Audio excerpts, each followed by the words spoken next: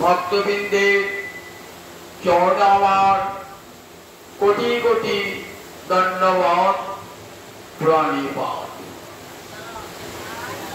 শ্রীমান মহাপ্রভু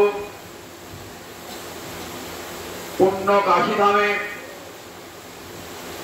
সনাতন গোস্বামী পাদকে উদ্দেশ্য করে বিশ্বজীবকে 64 ভক্তি অঙ্গ যাজনের কথা করেছেন।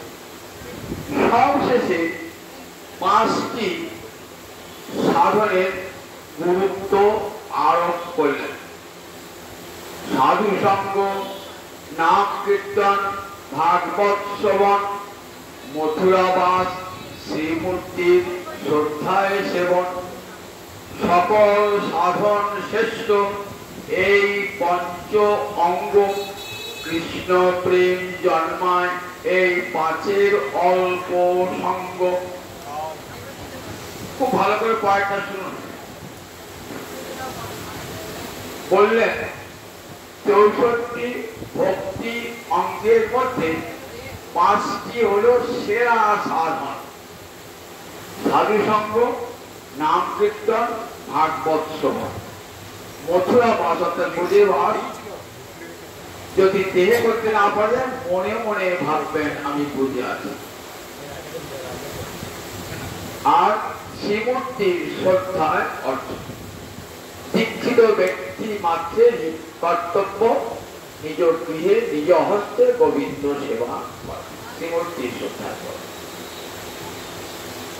এই 5টার মধ্যে 5টা যদি না করতে পারেন, কবিরাজ গোস্বামী পাদ বলেছেন, এক অঙ্গ সাধে কেহ সাধে বহু অঙ্গ, নিষ্ঠা হইলে উপজয়ে প্রেমের তরঙ্গ। এই অঙ্গ সাধন করলে কি হয়? মুক্তি জন্মায় বলেন নাই, কিন্তু বললেন কৃষ্ণ প্রেম জন্মায় এই 5-এর অল্প সঙ্গ। সামান্য সঙ্গ যদি 5-এর করেন তাহলে কৃষ্ণ প্রেম জন্মায়।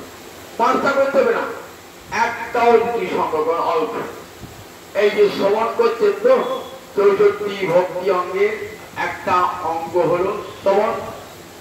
কিছু বড় যদি এই ভাগবতী কথা শ্রবণ করেন তাহলে কি বলছেন? নিষ্ঠা হইলে উপজয়ে প্রেমের তরঙ্গ।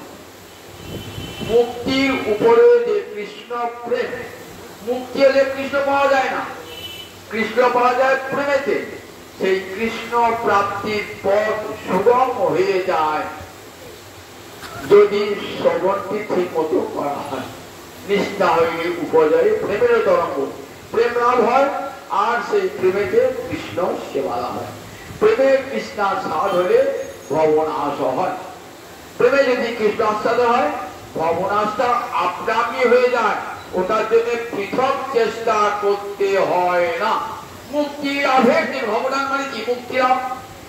ভবনাশ মানে মুখ সংসার নাশ, সেটার জন্য আর পৃথক সাধন করবার দরকার নাই। কৃষ্ণ প্রেম লাভ হলে মুক্তি আপনা আপনি হয়ে যায়। নৈমিষারণ্যে 60,000 ঋষির স্বভাবে সুত গোস্বামী পাদ হরিকথামৃত পরিবেশন করছে। সেখানে শ্রীমদ ভাগবতের মহিমা বুঝা থেকে বলছেন যে দেখো ঋষিগণ, কতক্ষণ পর্যন্ত অন্যান্য শাস্ত্র শোভা পায়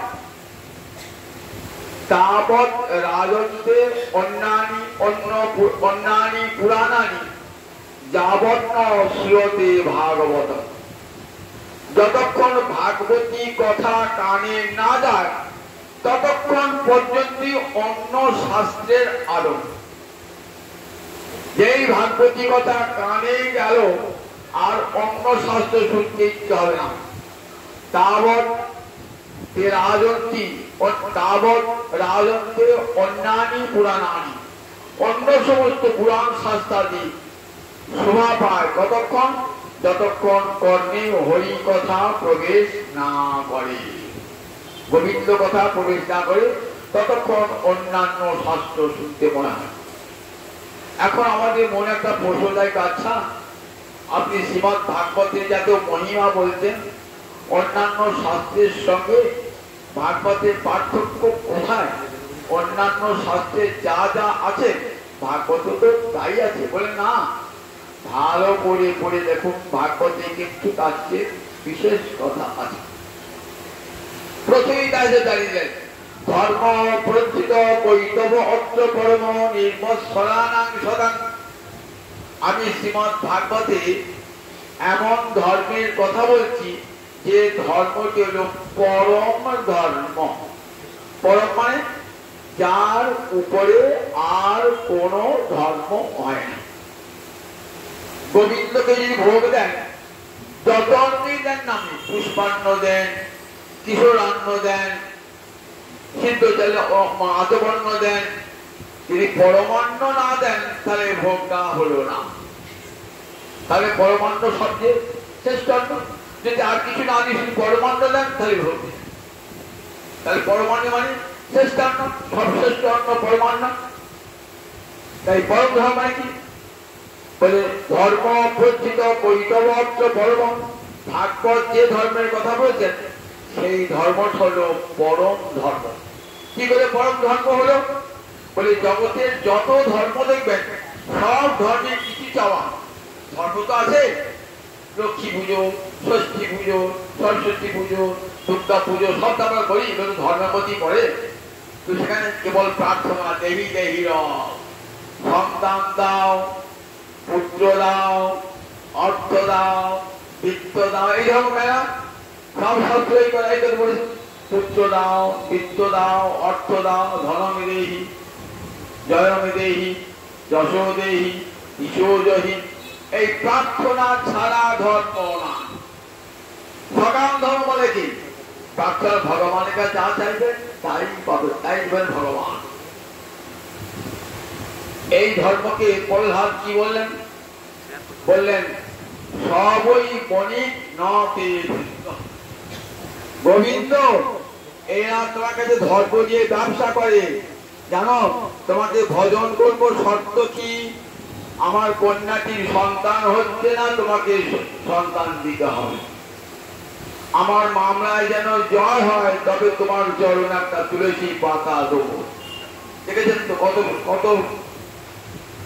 আমার যেন অনন্ত ধন দৌলত হয়, তাহলে তোমার সেবাটা ভালো করে করবো। বলে সবই বণিক নতে ভৃত্য। বলে এরা বণিক বৃত্তি করে। বণিক যেমন অর্থ দিয়ে দ্রব্য ক্রয় করে, ঠিক তেমনি ভজনটাকে বিক্রি করে ভগবানের কাছে প্রার্থিত বস্তু চেয়ে নেয়। এই ধর্মের কথা সব শাস্ত্রিত হবে। একদিকে শনি পুজো থেকে আরম্ভ করে লক্ষ্মী পুজো থেকে আরম্ভ করে সব দেখুন এই ধর্ম মেলা ছড়িয়েছি যে মেলা ধর্ম ধর্মাইকে বলে আছে। কিন্তু পরম ধর্ম বলে দেখো প্রচিত করিতব্য, কোন কপটতা নাই, ধর্ম অর্থ কাম তো নাই। মোক্ষ, যে ধর্মতে মোক্ষ বাঞ্ছা করা হয়, বলেন এই মোক্ষ বাঞ্ছাও ভক্তি ধর্মে নাই। মোক্ষ বাঞ্ছা নাই। অজ্ঞান তমের নামে কহিয়ে কইত, ধর্ম অর্থ কাম বাঞ্ছা আদি এই সব, তার মধ্যে মোক্ষ বাঞ্ছা কইতব প্রধান, যাহা হইতে কৃষ্ণ ভক্তি হয় অন্তর্ধান। এই কবিরাজ গোস্বামী পড়াইগুলি ভালো করে মানুষ বুঝতে হবে। চৈতন্য চৈতামৃত না যেমন ধরুন পড়ে গেলে হবে না, ওই কীর্তিবাসী রামায়ণ বা কাশী মহাভারতের মতো ভালো করে অর্থ বুঝতে হবে। অজ্ঞান তবে কৈতব কাকে বলে? কপটতা, ভগবানের সঙ্গে কপটতা। তোমাকে পূজা করছি যেন তোমার কাছে এই পাই, তাহলে এখানে লেনদেনের সম্পর্ক ভগবানের সঙ্গে, দেনা পাওনার সম্পর্ক ভগবানের সঙ্গে। এই ধর্মের নাম কপট ধর্ম, কপটতা, একে বলে কৈতব। এটা করতে কাছে অজ্ঞানতম থেকে। আচ্ছা তোমার ধন দৌলত যশ নিয়ে কি হবে একবার চিন্তা করে দেখো। তোমার যশটা কতদিন থাকবে? মরে যাওয়ার পর যশটা থাকবে? তোমার ধনটা মরে যাওয়ার পর থাকবে? আবার যদি তুমি কোনো যাগযজ্ঞ করো স্বর্গে যাবে, আবার তো নেমে আসবে, আবার তো ভোগ করতে হবে। তাহলে অজ্ঞান থেকে এই ভগবানের কাছে দাও দাও দাও দাও প্রিয়তমের নাম কহিয়ে কইতাম। তার মধ্যে মোক্ষ বাঞ্ছা, তার মুক্তি বাঞ্ছা, কিন্তু সব শাস্ত্র বলেছেন বলে মুক্তি বাঞ্ছা তো কইতব বিদ্যমান। কি রকম না, মুক্তি বাঞ্ছা মানে নিজের সুখের বাঞ্ছা। আমি সংসার ক্লেশ ভোগ করতে পারছিলাম, সেই সংসার ক্লেশ থেকে আমাকে মুক্তি দাও।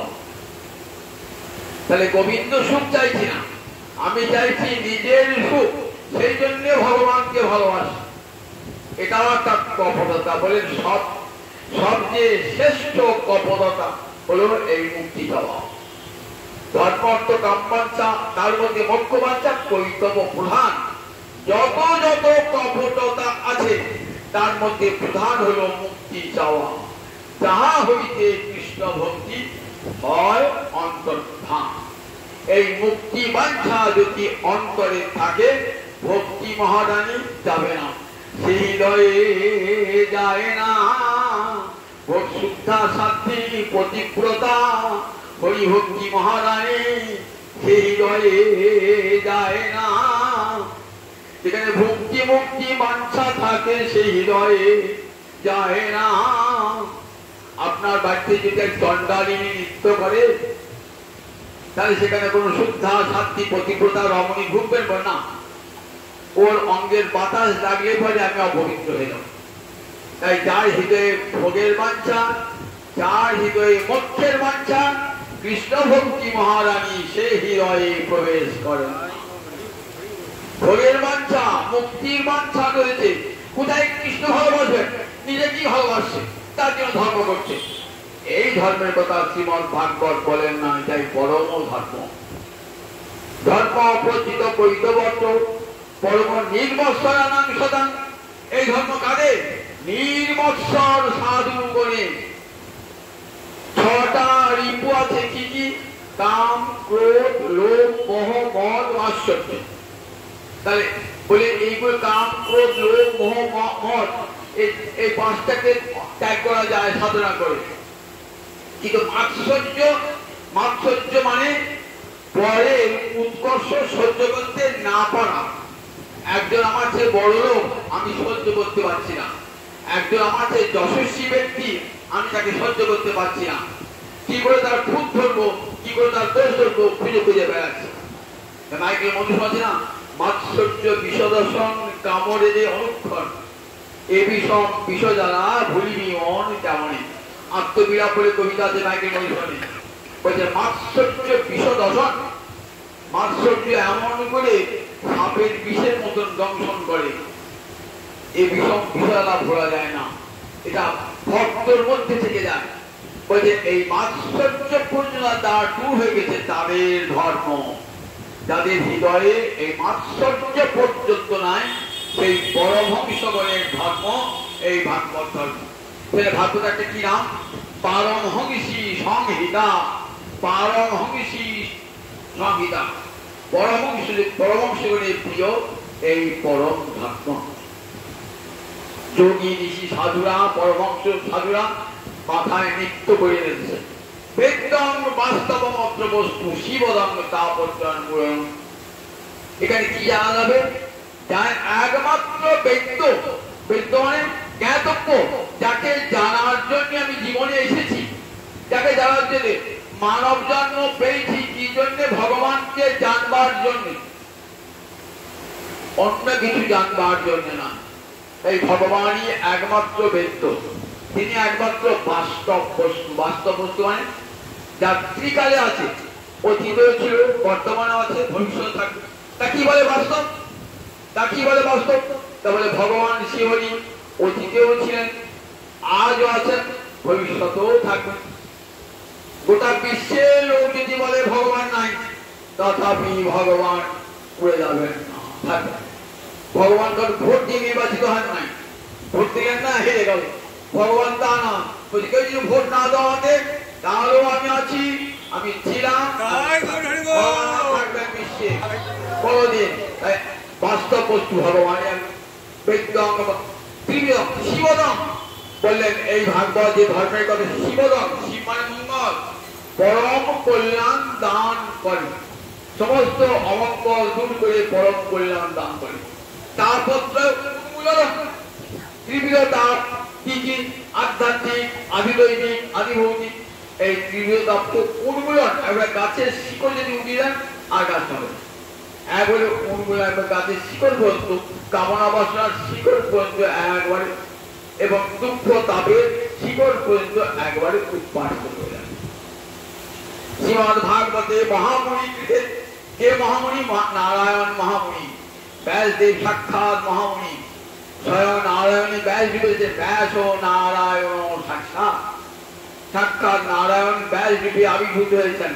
তার হৃদয়ে শ্রীমদ্ ভাগবত এসে উদিত হয়েছে, কৃষ্ণ কথার উদয় হয়েছে।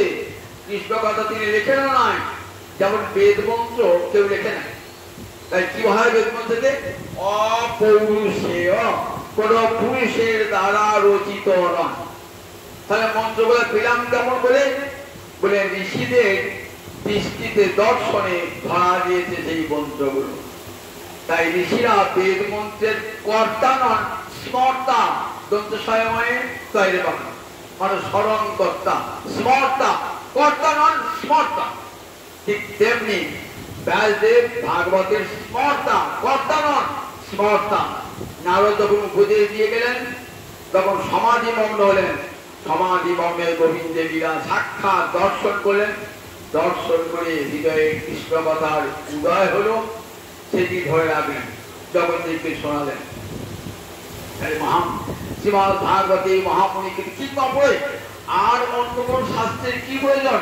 অন্য কোন শাস্ত্রের প্রয়োজন নাই। কি হয় এই শাস্ত্র শুনলে পারে? ঈশ্বর সত্য হিতবন্ধতে। সত্য মানে তৎক্ষণাৎ যেই শুনলেন কি হলেন? হিতি অবরুদ্ধতি। ভগবান শ্রীহরি যার কথা শুনছেন, রাধা মাধব আপনার হৃদয়ে অবরুদ্ধ হয়ে গেলেন, বন্ধ হয়ে গেলেন, শুনতে হবে না। আজ মনে মনে ভেবেছেন তামালতলা মন্দিরে গিয়ে হরিকথা শুনবো, সকাল সকাল কাজটা সেরে রেখেছি। গোবিন্দ এসে বসে পড়ছেন হৃদয়ে। শুশ্রূষি দেখেছেন তো? আর কোন শাস্ত্র হয়? শুশ্রূষ মানে কি? শ্রোতুম ইচ্ছুক, অর্থাৎ শোনবার ইচ্ছা যে করেছে তারই হৃদয়ে গোবিন্দ অবরুদ্ধ হয়ে গেলেন। যদি বসার জায়গা না পায়, আগে এই জায়গাটা দখল করে নেই ভক্তের হৃদয়। শুশ্রূষুভি। তবে শোনবার ইচ্ছা সবার জাগবে না। কত লোক সবার ইচ্ছা লাগে কি? কোটি কোটি কোটি কোটি জন্মের পুণ্যের ফল থাকে, তাই কৃতিভি বলেছেন। সবাই কিন্তু আসবে না। কৃষ্ণ ভক্তি অস্বভাবিতামতি সবার হবে না। বিষয় ভাবনায় চিত্ত যাদের দূষিত হয়ে গেছে, আবার সেই দূষণটাকে দূর করবার চেষ্টাও যারা করে না, বললেন তাদের কখনোই মতি হবে না। পৃথিবী সুশ্রুতি তৎক্ষণাৎ। তাহলে তৎক্ষণাৎ যেই শুনলেন, সঙ্গে সঙ্গে যেই শোনবার ইচ্ছা প্রকাশ করলেন, ভগবান শ্রীহরি আপনার হৃদয়ে বন্দী হয়ে গেলেন। দেখুন তাহলে ভাগবতের মহিমাটা কেমন এক পাওয়া যায়। ভাগবতের মহিমা। দেবর্ষি নারদ এসেছেন কোথায়? বদরিকাশ্রম, যার নাম ছিল আগে শ্রী বিশালা। বদরিকাশ্রমে এসে খুব ব্যস্ত হয়ে রয়েছেন, খুব ব্যাকুল চিন্তায় রয়েছেন মনি। সেখানে এসেছেন চারজন ঋষি, কে? সনক, সনাতন, সনন্দন, শঙ্কর। এই চারজন ব্রহ্মার মানস পুত্র। ব্রহ্মণ মনস জাতা। নারদেরও আগে এদের জন্ম ব্রহ্মার মন থেকে জন্মিয়েছেন বলে এদিকে ব্রহ্মার মানস পুত্র বলা হয়। কোথায় এসেছেন এরা? এরা এসেছেন বদ্রিকাশ্রমে এসেছেন। নারদ ছুটতে এসেছেন। নারদকে দেখে বলছেন, হে ঋষিবর, হে দেবর্ষিবর, আপনাকে এত ব্যাকুল ব্যস্ত দেখা যাচ্ছে কেন? নারদ তো দেখি প্রণাম জানাচ্ছেন, মণিবর, আমি পৃথিবীটাকে পূর্ণ স্থান মনে করে সব লোক পরিত্যাগ করে পৃথিবীতে দেখলাম তৈলোককে পৃথিবী ধন্য, তিলকে পৃথিবী ধন্য বলে আমি পৃথিবীতে ছুটে এলাম। গয়া, কাশী, পুষ্কর সেতুমন্ড, রামেশ্বর সব তীর্থ ঘুরলাম, দেখলাম সব কলির প্রভাব, সর্বত্র কলির রাজত্ব, সাধুদের উপরে কলির প্রভাব। ভাবলাম কি হলো? বললেন পাষণ্ড ধর্মে সব মতি। আমি ঘুরতে ঘুরতে বৃন্দাবন ধামে গেলাম। বৃন্দাবনে গিয়ে এক অদ্ভুত দৃশ্য দেখলাম। যমুনার তীরে গিয়ে দেখি এক তরুণী রমণী, আর তার দুপাশে শুয়ে রয়েছে দুটি বৃদ্ধ পুত্র। আশ্চর্য ব্যাপার না? মা বুড়ি হয়, ছেলে হয় যুবক। এখানে উল্টো। কি উল্টো হয়েছে? মা তরুণী আর দুটো ছেলে বৃদ্ধ হয়ে দুপাশে ঘুমোচ্ছে। বলছে মা তুমি কে গো? তা বলছে অহং ভক্তি দিতি খ্যাতা, আমার নাম ভক্তি মহারানী। ভক্তি মহারানী। দক্ষিণ ভারতে আমার জন্ম, দ্রাবিড় দেশে আমার জন্ম, কর্ণাটকে আমি বৃত্তিপ্রাপ্ত হয়েছি, মহারাষ্ট্র সম্মানিত হয়েছি, কিন্তু গুর্জর দেশে এসে আমার অঙ্গ ভেঙে গেছে। আমি বৃন্দাবনে এসে আবার তারুণ্য পেলাম, কিন্তু আমার এই দুটি পাশে শুয়ে রয়েছে আমার সন্তান, এরা জরাগ্রস্ত হয়ে গেছে, এদের ঘুম আমি ভাঙাতে পারছি না। আর আপনার এতগুলো দাসী যে সেবা করছে এরা কারা? বলি এরা সব গঙ্গা, যমুনা, সিন্ধু, কাবেরী এই সমস্ত নদী মূর্তি ধারণ করে আমাকে সেবা করতে এসে। এই দেবশিবাদ কৃপা করে আমার চিন্তা মচ্চিন্তাম অপসারণ, আমার হৃদয়ের চিন্তা দূর করে দাও। কেন আমার এমন হল? আমার ছেলে যদি পড়ে কিছুই ঘুম ভাঙাতে পারছি না। তখন দেবর্ষী নারদ বললেন, ধ্যানে বসলেন, বললেন আপনি তো গোবিন্দের অত্যন্ত প্রিয়া, তাই আপনার তারুণ্য কেউ নষ্ট করতে পারবে না।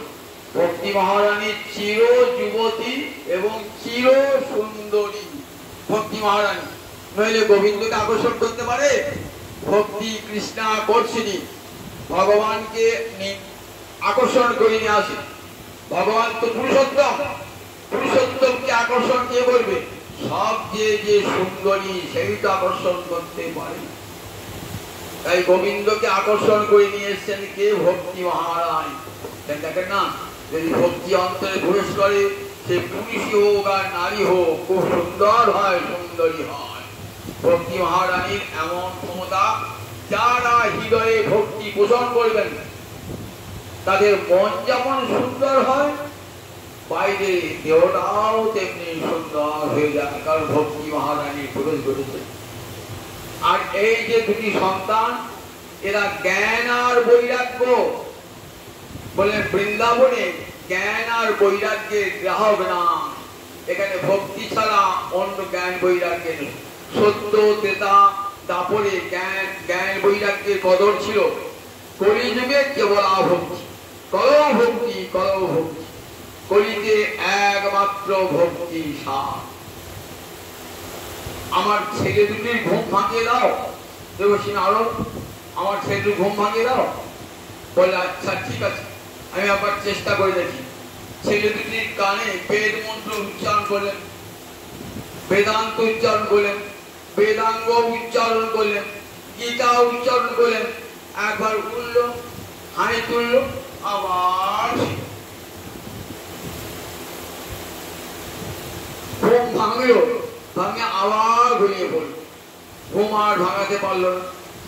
বললেন আমি এলাম কি করে তাদের ঘুমটা ভাঙানো যায় চিন্তা করছি, মনে মনে ধ্যান করছি। এমন সে একটা দৈব বাণী হল। কি দৈব বাণী হলো? সৎকর্ম সমাচরণ। সৎকর্ম আচরণ করো, তাহলে ওরা ওদের ঘুম ভাঙে। সৎকর্মটা কি? আমি তো শাস্ত্র ফিরি পাচ্ছি না, সৎকর্ম জিনিসটা কি? তাই বহু জনকে জিজ্ঞাসা করলাম, অনেক সাধু ঋষি মুনিকে জিজ্ঞাসা করলাম, কেউ ভালো করে উত্তর দিতে পারলো না। যাক, আমার সৌভাগ্য আপনাদের পেয়েছি। কৃপা করে বললেন ঋষিবর, তুমি জানো না কাকে সৎকর্ম বলে? বলেন সৎকর্ম সে অনাদি অতীত অনন্ত কাল থেকে হয়ে আছে। সপ্তাহব্যাপী শ্রীমদ্ ভাগবত শ্রবণ, সপ্তাহব্যাপী ভাগবত শ্রবণ এইটি সৎকর্ম, এটি নির্ধারিত হয়ে আছে। তাহলে কোথায় করবো? নির্দিষ্ট স্থান দেখুন, কে করবে? সনক সনাতন সনাতন সনন্দ কুমার বলে আমরা করব। কোথায়? হরিদ্বারে আনন্দ তট, সেখানে গেলেন নির্দিষ্ট সময়ে। তার আগে দেবর্ষি নারদ জানিয়ে দিয়েছেন যেখানে ভাগবত সপ্তাহ হবে। সপ্তলোক থেকে ঋষিরা নেমে এসেছে, ভূ মহ জন তপস্য থেকে সপ্তলোক থেকে সব ঋষিরা নেমে এসেছেন। কত দেবর্ষি, কত মহর্ষি, কত রাজর্ষি, কত সিদ্ধর্ষি, বশিষ্ঠ, বামদেব, অত্রি, পুলহ, পুলস্ত সব ঋষিরা এসে হাজির হয়েছেন। আর হরিদ্বারে আনন্দ তটের তীরে সপ্তম শ্রীমদ্ ভাগবতের সপ্তাহ বাচন হবে।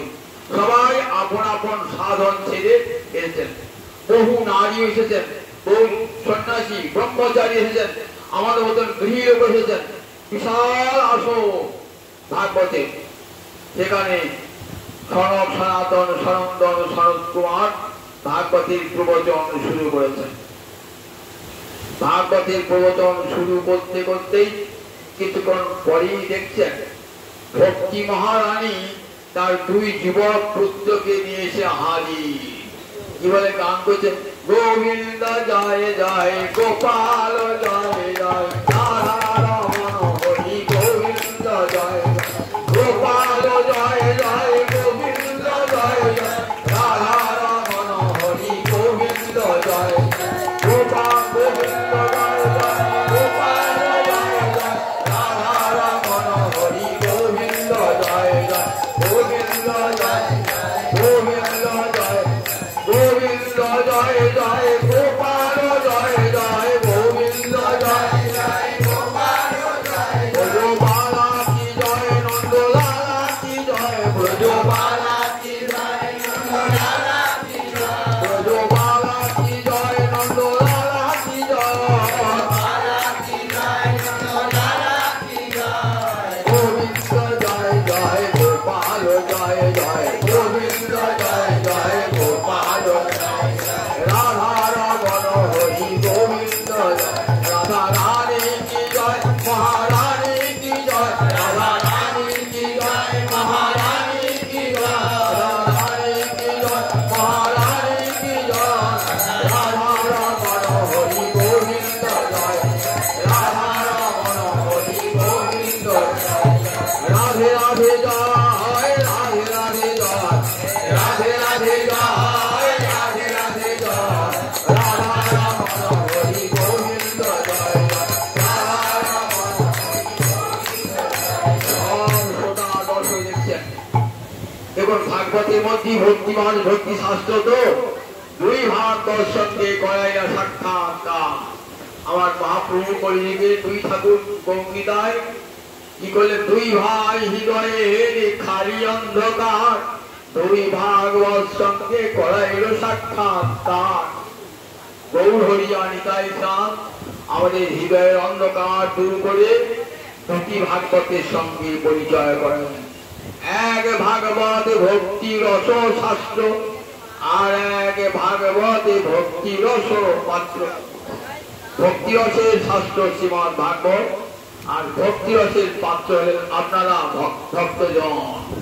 এই দুটোর সঙ্গে পরিচয় করে দিলেন যে ভক্ত সঙ্গে বসে বসে ভক্তি শাস্ত্র আস্বাদন করো, জীবন ধন্য হয়ে যাবে, আর কোন ধর্ম নাই। এমনি করে ভক্তি মহাদেব কলিযুগে একমাত্র হরি কলো ভক্তি কলো ভক্তি বলতেন। আমি কোথায় থাকবো বলো? ভক্তি মহারানী বলছেন জগতে যত কৃষ্ণ ভক্ত আছে সমস্ত ভক্ত কৃষ্ণ ভক্তের হৃদয়কে আসন পেতে সেখানে বসে থাকো। যেখানে হরি কথা হরি নাম হবে, ভক্তগণের সমবেত হবে, আর ভক্তি রানী নৃত্য করতে করতে তার হৃদয়ে প্রবেশ করবে। তাই যেখানে হরি কথা, যেখানে হরি ভক্ত, সেখানে আমার ভক্তি মহারানী হরি কথা শুনছেন। শুনতে শুনতে ভক্তি মহারায়ণ এলেন, জ্ঞান বৈরাগ্য দুপাশে এসে হাজির। দেখেছেন তো, জ্ঞান ভক্তি বিরাগানাং স্থাপনায় ইদং প্রকাশিতম। সুত গোস্বামী বলছেন, জানো শ্রীমদ ভাগবত কেন প্রকাশিত হয়েছে? জ্ঞান ভক্তি বৈরাগ্য এই দিকটাকে জগতে প্রতিষ্ঠিত করবার জন্য। জ্ঞান ভক্তি বৈরাগ্য পুরাণমিদং ব্রহ্ম সংবেদং, এই গ্রন্থ বেদ তুল্য গ্রন্থ। নারদের মনে একটা সংশয় দেখা দিয়েছিল যে বেদ ভাগবত তো বেদের সার, তার তো বেদের কথা শোনালাম কিন্তু জ্ঞান বৈরাগ্য তো জাগলো না। গীতাও শোনালাম, সেও তো বেদের সার, কিন্তু জ্ঞান জাগলো না। তাহলে ভাগবত একবার বলেন, দেখো দুধে দুধ আর ঘি, দুধ থেকে ঘি উৎপন্ন ঠিকই, কিন্তু দুধ আলাদা ঘি আলাদা, দুধ আলাদা ঘি আলাদা। ঘি গোবিন্দকে দিতে হবে অন্যের সঙ্গে, তবে গোবিন্দের ভোগটা লাগে, গোবিন্দের কাছে বড় প্রিয় হয়ে যায়। তারপরে দেখো, যদিও দুধ থেকে ঘি উৎপন্ন হয় তথাপি ঘিটের আস্বাদ আলাদা। বেদ থেকে ভাগবত উৎপন্ন হয়েছে, কিন্তু ভাগবতের পৃথক আস্বাদ, পৃথক আস্বাদ। গাছ দেখছেন তো, গাছের আমের রসটা কিন্তু গাছের সর্বত্রই আছে, কিন্তু আমের পাতা চুষছেন, ডাল চুষছেন, ছাল চুষছেন, আমের আস্বাদ পাবেন কি? পাবে না। আস্বাদ তো কোথায় আছে? ফলটাতে আস্বাদ আছে।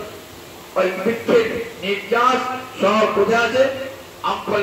ঠিক তেমনি বেদের নির্যাস কোথায় আছে? বলেন শ্রীমদ ভাগবতী বেদের নির্যাস।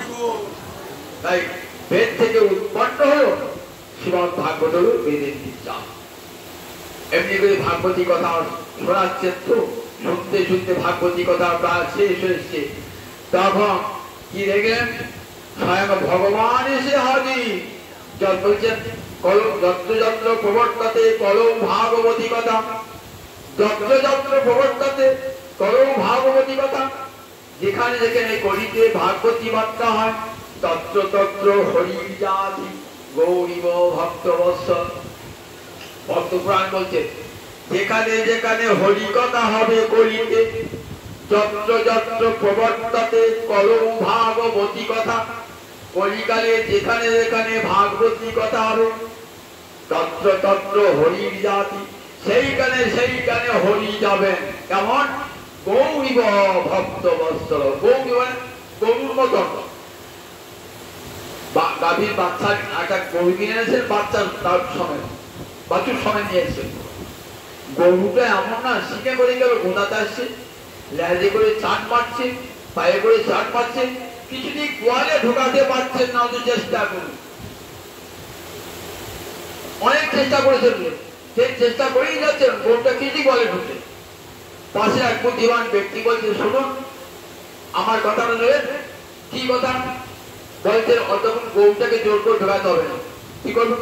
এই বাছুরটাকে কোলে করে নিয়ে যান গোয়ালে, দেখবেন গরুটা সুর করে চলে যাবে, আর কিছুই করতে হবে। যেই নিয়ে গেলেন বাছুরটাকে গোয়ালে, আর সঙ্গে সঙ্গে গাভীটাও হরিকে ডাক পাচ্ছে, ধ্যান জ্ঞান তপস্যা কিছুই করতে হবে না। বলে আগে ভক্তকে আদর করে ঢোকান, হরি কথা যে হবে না, ভক্ত আসছেন তো, আর ভক্তের পশ্চাৎ পশ্চাৎ ভগবান আসছে।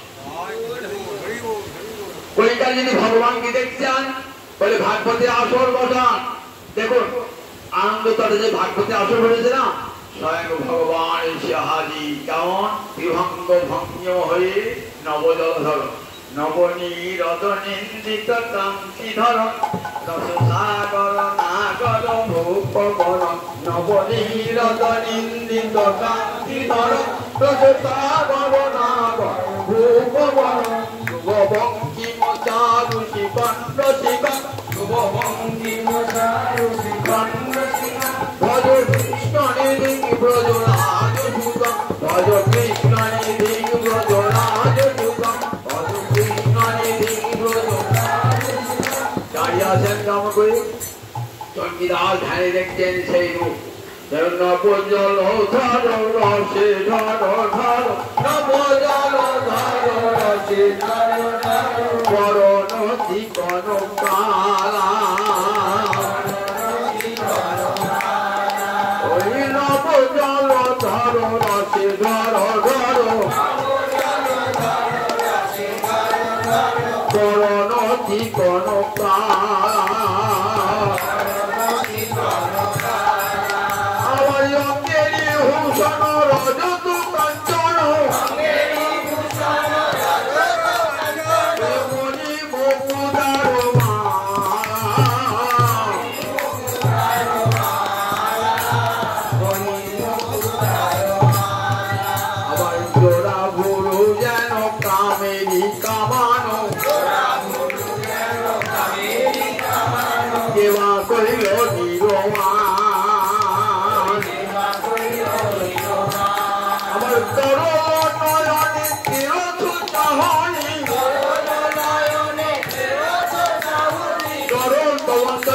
চঞ্চল হলে বাঁকা দৃষ্টি রাধারানী দিকে তাকিয়ে আছে তরল নয়নে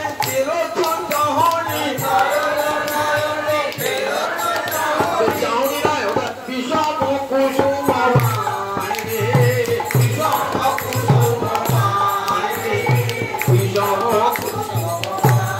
আমার সুন্দর আদরে মধুর মুরলী সুন্দর আদরে মধুর মুরলী হাসিয়া কথাটি কয় হাসিয়া কথাটি কয়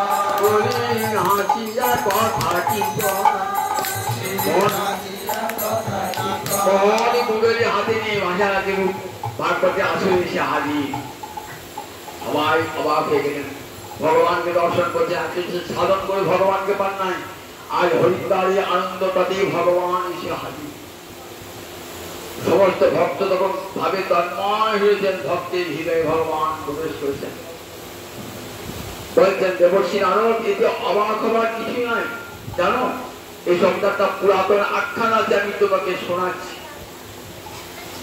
তুঙ্গভদ্রা নদীর তীরে ছিলেন এক ব্রাহ্মণের নাম আত্মদেব সেই ব্রাহ্মণ বড় নিষ্ঠাবান ব্রাহ্মণ ছিলেন তার অধের সম্পদ রয়েছে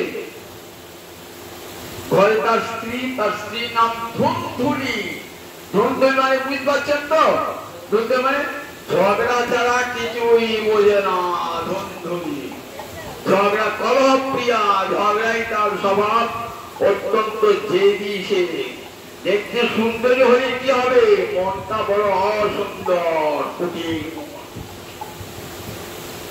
স্বামী স্ত্রী দুজনে থাকেন সন্তান নাই তো ভাবছেন আমি তো নিঃসন্তান আমি যখন আমার পিতৃপুরুষকে জল দান করি আমার নিঃশ্বাসটা কেমন হয়ে দেখবো নিঃশ্বাসে জলটাও গরম হয়ে যায় আমার পিঠে পুজোটা পান করেন এই মনে মনে ভাবছেন আমি এমন অভাগা যে আমার একটা সন্তান হল মনে ভাবছি স্ত্রী ভাবে ভারী হচ্ছে সন্তান না হয়তো ভারী হচ্ছে স্ত্রীকে তো চিন্তা নাই ব্রাহ্মণ ভাবেন পুত্রার্থে ক্রিয়তে ভার্যা পুত্র পিণ্ডেন প্রয়োজন শাস্ত্রে বলেছেন কি বলে আমি বাড়ি থেকে বেরিয়ে গিয়ে ব্রাহ্মণ কি করলেন একটা সরোবরের তীরে বসে আছেন বিষাদমণি দেখে একটা সন্ন্যাসী সে জল পান করছে জল পান করার পর গিয়ে ব্রাহ্মণকে সন্ন্যাসীকে বলছেন বাবা আমার একটা প্রার্থনা আছে কি প্রার্থনা আমার সংসারে সব আছে সুন্দর স্ত্রী আছে ঐশ্বর্য আছে আমার একটি পুত্র নাই পুত্র কন্যা কিছু এখন অভাগা আমি বাড়িতে গাছ লাগালে ফল হয় না গরু পুষলে তার বাচ্চা হয় না বাড়িতে ফল লাগিয়ে পচে যায় আমাকে কৃপা করুন যাতে আমার একটি সন্তান সন্ন্যাসী তাকিয়ে দেখে বলেন 7 জন্মে তোমার সন্তান হবে না পিতা চেষ্টা করো না আপনি যোগ বলে করে দেন আমার সন্তান আমি পারি সাধুরা পারি আপনি যোগ বলে করুন বলে দেখো হতকারিতা করো না ভগবানের দৈব বিধির উপরে হটকারিতা করো না ফল অন্যরূপ হবে অঙ্গরাজা করেছিলেন যেমন দুলাচারী পুত্র জন্মেছেন বেন রাজা চিত্রকেতু রাজা পুত্র চাইলেন কেমন হল হয়েই মরে গেল বলে এরকম বহু উদাহরণ আছে পুত্র নিয়ে কি হবে রাজা পুত্র কোন সুখ দেবে ভগবানকে প্রাণ ভরে আস্বাদন করো ভগবানকে পুত্রকে ভাবো কিন্তু মন মানে না বলে ঠিক আছে এই ফলটা দিলাম আপনার স্ত্রীকে খাওয়াবেন আপনার স্ত্রী গর্ভবতী হবে সন্তান আসবে নিয়ে এলেন এসে স্ত্রীকে বলছেন খাও ফলটা তারপর সন্তান স্ত্রী মনে ভাবছেন ফল আমি খাবো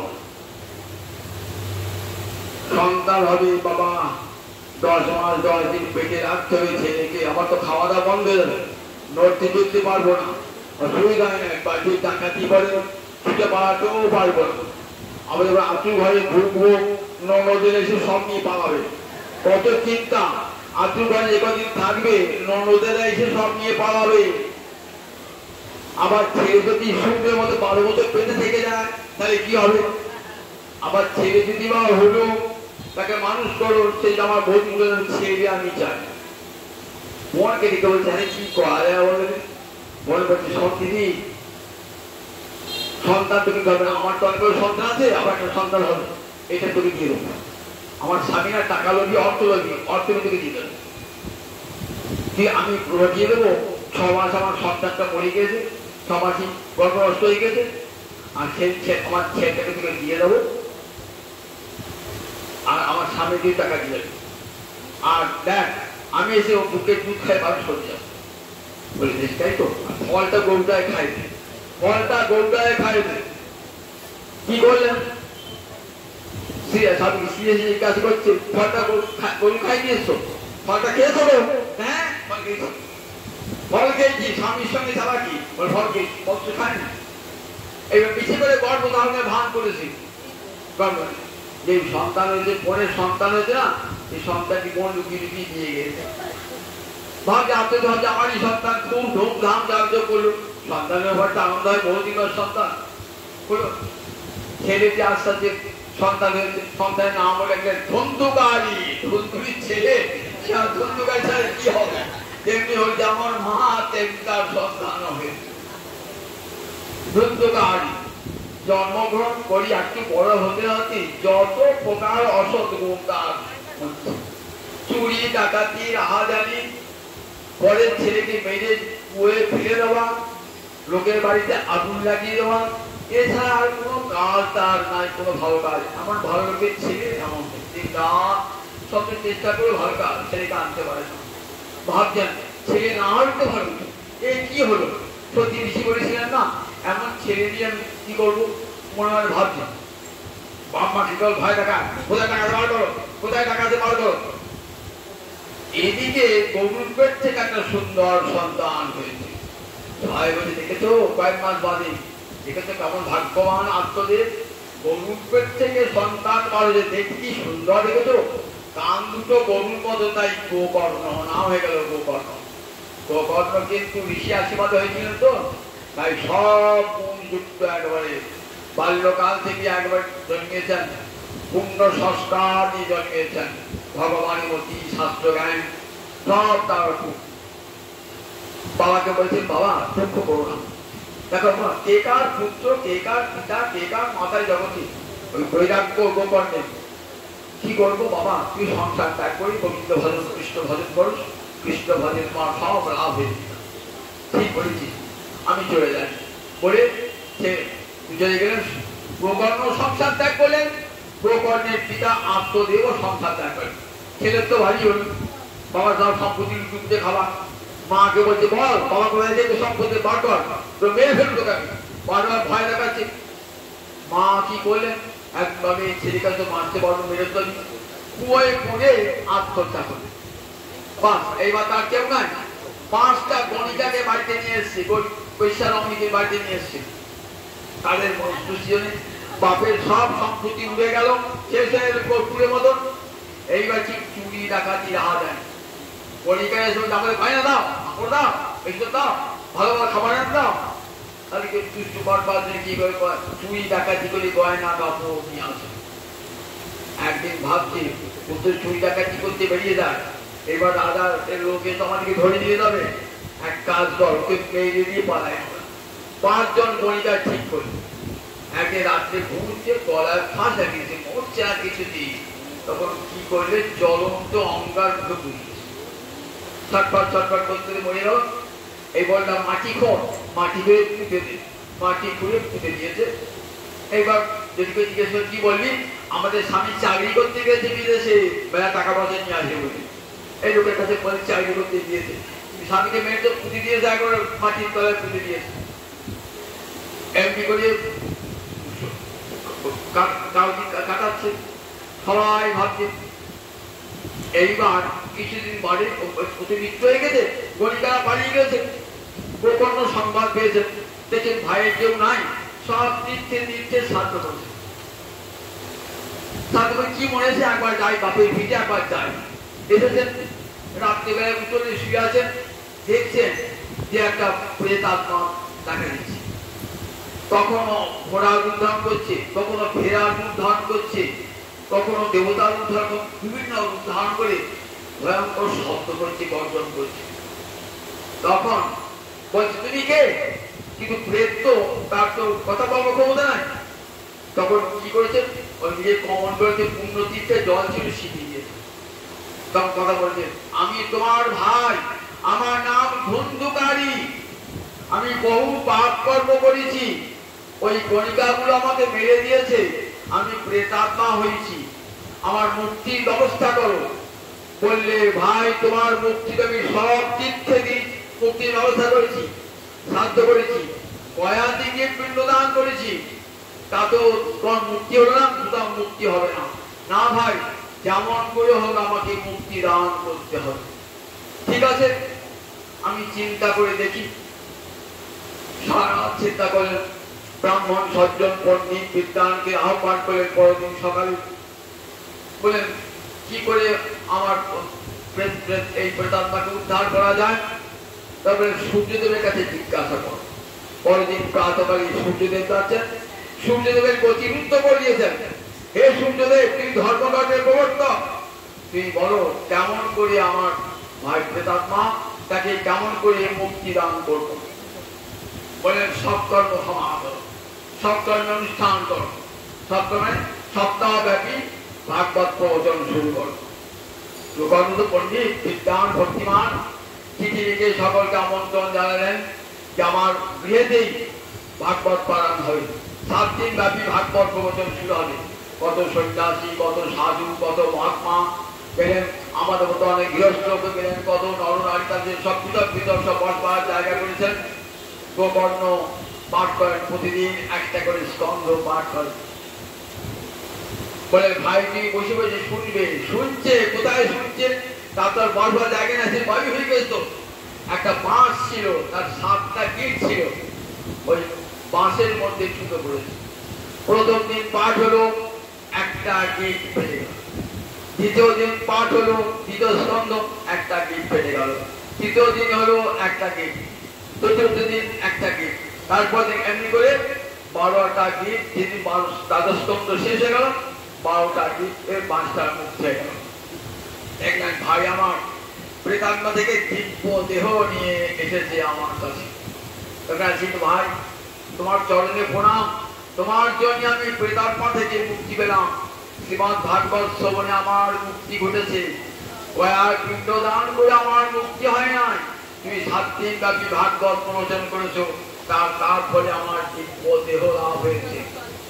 দেখছেন রথ এসেছে, বৈকুণ্ঠ থেকে রথ এসেছে, রথে করে নিয়ে গেলেন ভাইকে ধুন্ধুকারীকে, আর তাকে ধন্যবাদ জানিয়ে প্রণাম জানিয়ে চলে গেলেন। তখন জিজ্ঞাসা করছে আচ্ছা সবাই তো ভাগবত পাঠ শুনলো, একা ধুন্ধুকারীর মুক্তি হলো কেন, আর সব শ্রোতাকে হলো না কেন? তখন বলছেন বৈকুণ্ঠের পার্শ্বদেরা, শ্রবণের তারতম্য আছে। সবাই ভাগবতে আসলে আসে বটে, কিন্তু মন দিয়ে ভাগবতটি শ্রবণ করে না, মনটি পালিয়ে যায়। মনটি কানটা খাওয়া থাকে বটে, মনটি পালিয়ে যায়। বলেন দেখো বহু রকমের শ্রোতা আছে, সর্প শ্রোতা, ভেগ শ্রোতা, হংস শ্রোতা, সুখ শ্রোতা আছে না। সর্প শ্রোতা এসে ভেগ শ্রোতা এসে বকবক করবে, সর্প শ্রোতা কত চিত্র খুঁজে খুঁজে বেড়াবে। হংস শ্রোতা, সুখ শ্রোতা খুব কম পাওয়া যায়। শ্রোতাই যায় মনে মনে স্মরণ করে তার ধ্যান করা এমন লোক নাই। বলেন যদি কিন্তু এই 7টি দিন ভালো করে শুনেছে, সমস্ত অপরাধ থেকে মুক্ত হয়ে সমস্ত মনটা দিয়ে গোবিন্দ যা যা লীলা হয়েছে সেই লীলাগুলিকে মনে মনে স্মরণ করে তাই মুক্ত হয়েছে। আপনি পুনরায় ভাগবত প্রবচন শুরু করুন, যারা মন দিয়ে শুনবেন তারা পবিত্র লোকে চলে যাবে। আবার শ্রাবণ মাসে ভাগবত প্রবচন শুরু করেছিলেন যে শ্রোতার যে সত্যবৃন্দ ঠিক ওই প্রেতাত্মা ধুন্ধুকারীর বদল করে ভাগবত শ্রবণ করেছিলেন, তাদের সকলেই মুক্ত হয়েছিল এবং স্বয়ং আমাদের গোকর্ণকে ভগবান সে আলিঙ্গন করে নিয়ে গেলেন। জগৎকে দেখালেন দেখো গয়ায় পিণ্ডদান করে যার মুক্তি হয় না, শ্রীমদ ভাগবত শ্রবণ করে তার মুক্তি হয় না। শ্রীমদ ভাগবতে এত মহামহিমা, জগতে এমন এই মহাপুরাণের মতো মহিমা আর কোন শাস্ত্রের নাই। তাই শ্রীমদ ভাগবত আমরা 7 দিন ধরে শুনেছেন, আপনার জন্য আমরা কাটোয়াবাসী সবাই তো শুনতে পান নাই ভাগবতী কথা, শুধু আসানসোল থেকে এসেছেন আমার মেয়েরা যে হরিকথা শুনবো বলে। দেখুন ভাগবত কথার আমি একটা রসার স্বাদ, সবাই শুনতে চান ভাগবত কথা। রাধা মাধবের সামনে রাধা মাধবের কথা, কত আনন্দের কথা আপনারা শুনে। আমার যদি কোনো সুযোগ হয়, আমরা তো প্রতিদিনই শোনেন, আবার একটু ভাগবত সপ্তাহ হবে, কোনো কোথাও না কোথাও হবে। বড় মানুষ শুনবেন, নিয়ে রাখবেন যে যেখানে গয়ায় পিণ্ডদানেও মুক্তি হয় না, হরিকথা সবরে মুক্তি হয়ে যায়। আর ভাগবত তাদের সেই সকলের চরণে কোটি কোটি প্রণাম জানায়। আমাদের বহু কষ্ট হয়েছে, 4 ঘন্টা 5 ঘন্টা বসে থাকতে হচ্ছে, তার জন্য ক্ষমা প্রার্থনা করি। প্রাণ ভরিয়ে আপনাদের রাধা গোবিন্দ চরণে মতি হোক এই বলি এখানে ভাগবতী কথার শেষ। একটা গান শোনাই, শেষ করে গান শোনাই।